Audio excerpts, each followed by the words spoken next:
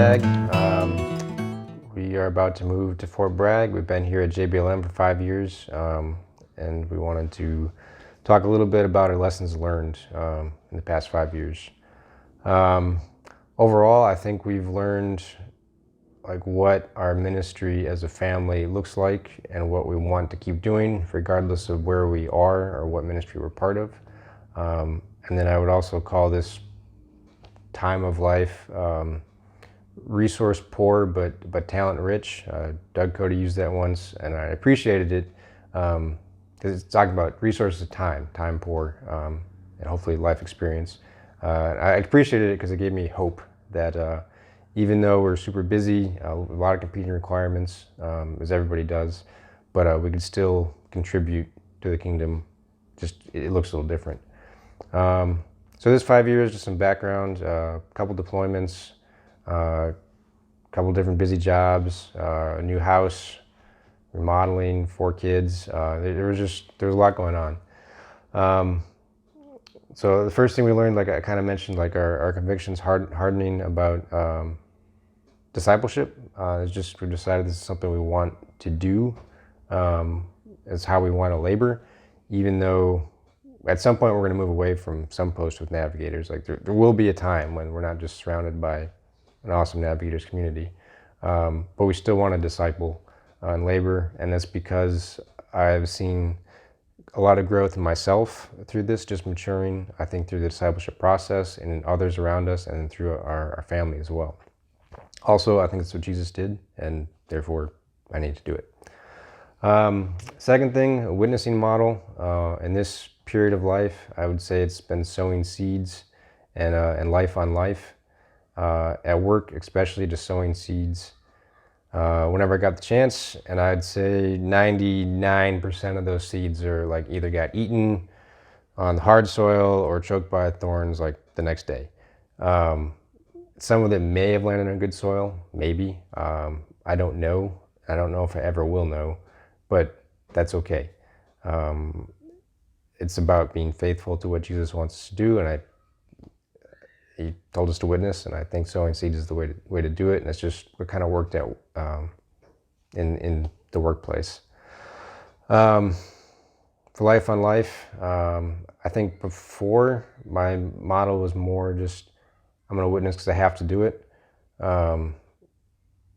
Just kind of shotgun blast it, and that is good, and there's a place for that.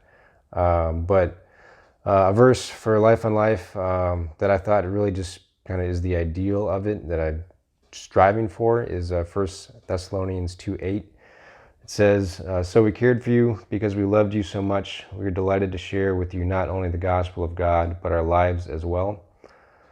I thought just a great picture of what the goal should be, why we want to share the gospel. We loved you so much. We're delighted to share with you not just the gospel, but our lives as well. And I think that should be the goal. That's why we should share the gospel. Like, I spent a lot of time away from the family, deployed, working with guys in my unit. Like, I should want to care about them. They're gonna see my life. You can't help it. And I wanted to share the gospel as part of my life, not just like the separate thing that I have to do at work, and then the gospel, and then family. But it should be combined. So that's what I'm striving for, is like a life and life model. I think practically what it looked like was a lot of good conversations about Jesus, about morality, about church, just trying to sow seeds with coworkers, bosses, whoever would listen, random people. But it ended up looking like conversations to sow seeds and trying to tie it into Jesus.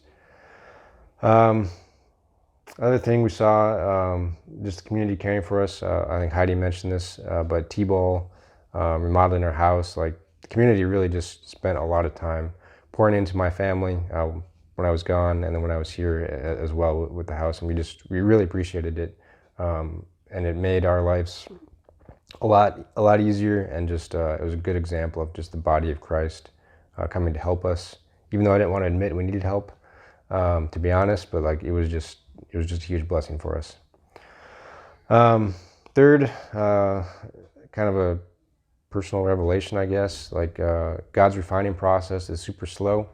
I talked a lot about this with Mike and Christian, but if there was like a list that God gave us, okay, Levi, go ask Mommy for some water.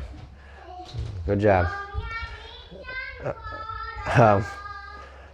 If God gave us a list to be like Jesus, like, hey, you need to cut out Facebook, read 5 chapters a day, and witness 4 times a week, we would do it.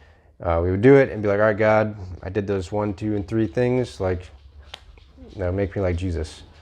And but He doesn't. He doesn't give us that list. It's a slow, refining process. Maybe revealing stuff like 1 thing a year to strip away, whether it's pride or career goals or whatever, or maybe 1 thing a month. And I have to be okay with that. It's just a slow process, and that's just what God has chosen to do in my life. Maybe I couldn't handle it all at once, probably not, but that's just something I've thought about and just come to realize in this time. It's just a slow process, but that's okay. Last thing, just been kind of ongoing thought process. I'm sure it'll continue, but a constant struggle to balance like work, family, ministry. They're all competing requirements, and they're all important stuff you have to do. And for a while, I think I was trying to balance them on a teeter-totter, which meant I was always failing at 1 thing. Like whether it's spend time with family, okay, I'm failing with ministry or work, or vice versa. Like you're just running from one end of the teeter-totter to the other. And you can do that, but it wasn't very successful. I think a better model for me is try and combine it as much as possible, which practically has looked like invite people into our home. So ministry in our home, invite people over for dinner on weekends as much as possible. That's really how we combine like ministry and family. Excuse me, as well as trying to go to Tuesday nights as a family as much as we can. It's not always possible. And then for work, inviting people over as much as we can as well. But I do a lot of that at work myself, just because that's where I go. Another key question that we kind of thought through dealing with this, I can't claim credit for it. I don't remember if it was Francis Chan or someone else smarter than me, but it's a thought experiment. Everybody says I place God first and work second, or God first and family second. Everybody says that, which is good. But if as a thought experiment, you were to switch that and say, you know what, I want to place my family first, or I want to place my career first and God second, like would anything in your life actually change? And that was a good question for us to think through. For us, I think we said, if we were going to switch them around and place family first, like we would just withdraw from events. It's a sacrifice to go to Tuesday nights or Sunday evenings or have people over. Like it's time you could spend doing other things. But we've decided to invest in that because we think it's important. If we don't, we're not going to grow. But that was an important question for us to think through. Last kind of tool, in order to grow, like I don't think there's any secret to growing as a Christian. I think it's the wheel, honestly. Like prayer, word, fellowship, witnessing, trying to obey, like there's no substitute for that. And then practically I think it's just daily quiet time.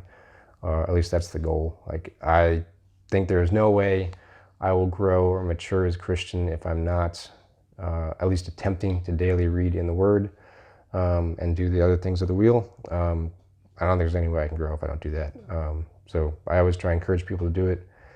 If you miss one out of the week, you're not doomed, but that should always be the goal.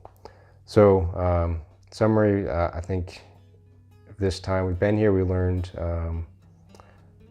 it's kind of solidified our convictions of laboring, a technique of witnessing life on life, which I think we definitely want to continue, and then just sowing seeds is, I think, effective at work. And then just continued wrestling with what work and work, ministry, and family looks like. Thanks.